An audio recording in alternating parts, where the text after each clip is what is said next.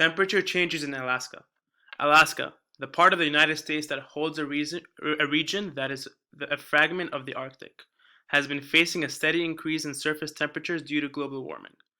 Alaska, similar to many regions that make up the Arctic, is very sensitive to changes in temperature. The reason it is more sensitive compared to other regions in the world is that changes in temperature in that area can ignite a chain of events that intensify the change that is happening, whether it is cooling or warming.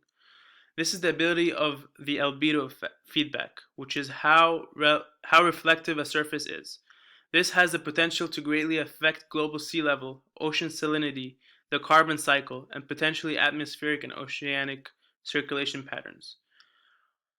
Arctic surface and atmospheric temperatures have been increasing more than twice as fast as the global average since the 1950s.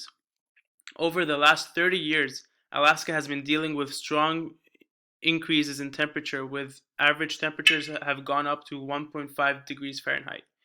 It is projected that the Arctic region's temperature will continue to rapidly increase compared to other regions around the globe during the 21st century.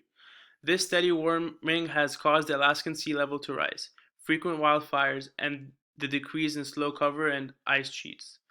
These changes in weather can cause sudden changes in the environment, like flooding and the melting of permafrost, which forces the residents living in the area to migrate. As time moves on, it starts to become harder and more expensive for Alaskan residents to move as their structures become, well, less movable.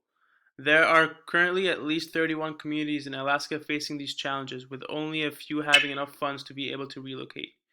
Currently, the most viable solution for Alaska is to provide Alaskan communities with enough funding to be able to adapt to these climate changes.